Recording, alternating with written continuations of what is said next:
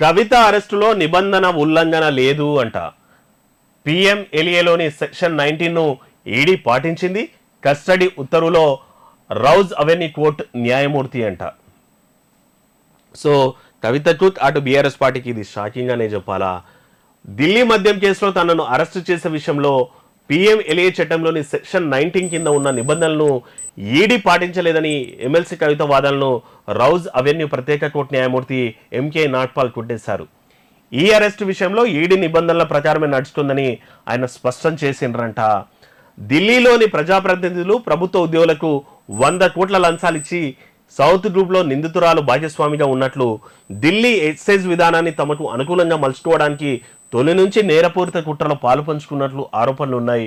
ఈ కేసులో సహనిందితులుగా ఉండి అప్రూవర్గా మారిన శరత్ చంద్రారెడ్డి, మాగుంట రాఘవ్, దినేష్ అరోడా, ఇతర సహనిందితులు సమీర్ మహేంద్రు, గోరంట్ల బుచ్చుబాబు, సాక్షి మాగుంట శ్రీనివాసరెడ్డి, శ్రీనివాసరావు, గోపికుమార్లు ఇచ్చిన వాంగ్మూలాలు నిందితురాలి పాత్రకు అద్దం పడుతున్నాయి. కవితతో సమావేశమైన తర్వాతే మాగుంట శ్రీనివాసరెడ్డి, అతని కుమారుడు రాఘవ్, ఆమె అంచల్లు గోరుట్ల బుచ్చిబాబుకు 2 విడతల్లో 25 కోట్లు ఇచ్చినట్లు రికార్డులో ఉంది అన్నటువంటిది కూడా. అంటే కవిత ఏదైతే ఆరోపిస్తుందో దాంట్లో నిజం లేదు.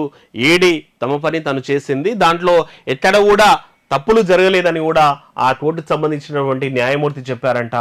ఇక ముడుపులు తిరిగి రాబట్టుకోవడానికి టోర్క్ వ్యాపార సంస్థ ఇండోస్పిరిట్లో భాగస్వామిగా చేర్చిన అరుణ్ రామచంద్ర పిలై నిందితురాలి ప్రతినిధి, ఆమె బినామీ అని చెప్పారంట. ఇక కొన్ని మొబైల్ ఫోన్లను ఫార్మాట్ ట్యాంపరింగ్ చేసినట్లు ఆమెపై ఆరోపణలు ఉన్నాయంట.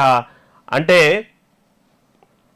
కవిత ఈడీ తన అరెస్టు విషయంలో కొన్ని నిబంధనలను ఉల్లంఘించిందన్నటువంటిది కూడా ఆరోపించిందంట. దానిపై అయితే కోర్టు అయితే గవన్నీ ఏం లేదు, వాళ్ళు కరెక్టేనే చేసిండ్రు అని చెప్పిందంట.